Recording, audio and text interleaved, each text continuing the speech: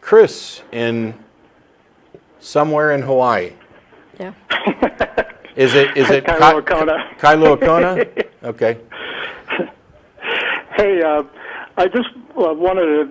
I've been listening to a lot of your, or watching and listening to a lot of your videos on YouTube, and I've heard a lot of theists call in and talk about, are just aghast that we don't consider. Oh, you die. You mean you're just going to die, and you're not going to have eternal life, and and I don't know that they've ever considered what eternal life. How much time that is. I mean, it's a lot. I could visit. I could go to each and every atom in the universe for 1,000,000 years, and when I was done, I'd just be getting started. It's just. I don't think our brain they consider how much time that is. So. Yeah, and I guess it's not really meant to be, something they think about that deeply. This is meant to alleviate the fear of dying. So, that's all it is that, I'm going to go on for eternity. I don't have to die. It's like, well, even if there is an afterlife, you're still going to die to get there. So. Yeah, and some would say it's actually impossible for us to properly comprehend infinities, eternities, that type of thing. Is just, and what we do know is that most of what we comprehend and understand is a very tiny fraction, both spatially and temporally. And the further we get from where we are, the less we care about it, and the less we understand, and the less sense it makes. And so the universe has been around for, or the Earth's been around for 4.5 billion years. The universe has been around for 13.7 billion or something like that.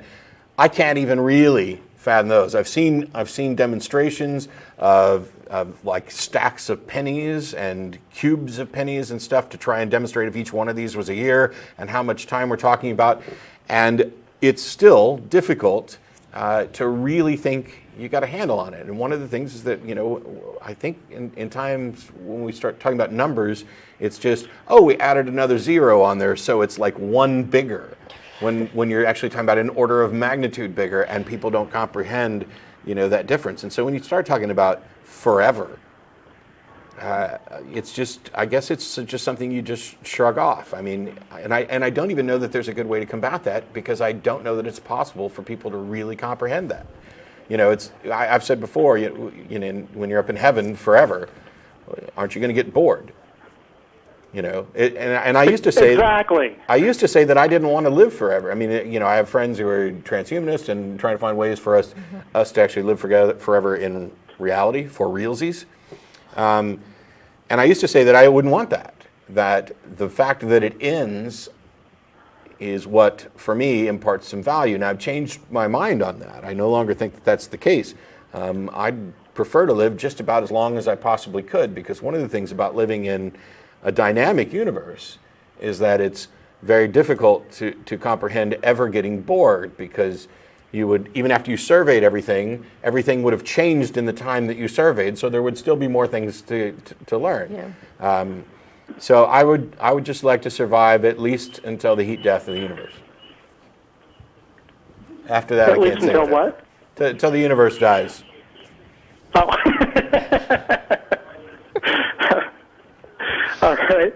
And if you have time for one more thing, the other thing that I've noticed in the calls is I think our brains, and this is just my own little hypothesis, but our brains just, if we don't understand something, we want to plug something in, and there's even optical illusions that are kind of based on that, but. When theist callers call in and they'll say, "Well, there had to be something designed," I think we need to maybe approach that mindset differently. As in, I love how you guys say why, and it stumbles upon them. I think most of them just plow right through it without thinking. But I was thinking, if you just stop them and say, "Hey, I understand that you want to plug this in, but stop and think for a second, why?" Yeah. We're most definitely uncomfortable with not knowing, and it kind of highlights the different approaches between science and faith. And Yes. this discomfort with not knowing, faith attempts to plug in these gaps with unsupported assertions in order to ease people's minds about, oh, there is some answer, and even if I don't really understand it, God does, or I'll find out some other day, or I can just plug in this magic thing. And science, on the other hand, recognizes this discomfort we have with not knowing, and it actually attempts to go out and find out what the actual answers are. And acknowledges that until such time as we have a good reason to think that we have the best explanation, that we're going to get at this moment, that the answer is I don't know.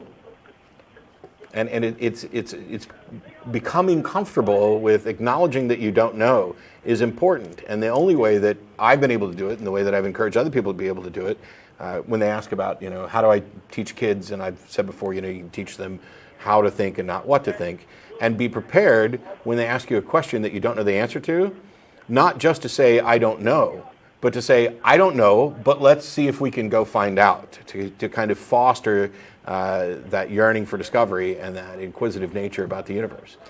Yeah, I think that's, I have an 8-year-old son, and I think having him ask me a question that I don't have the answer to, and then having him see how I handle that is one of the most important things I can teach him.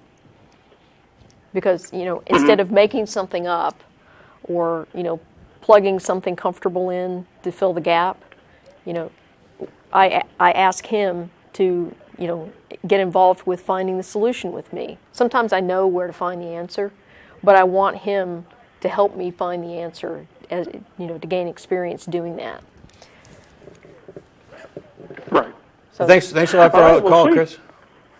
All right, thanks. Appreciate thanks, it. bye. Bye. Bye.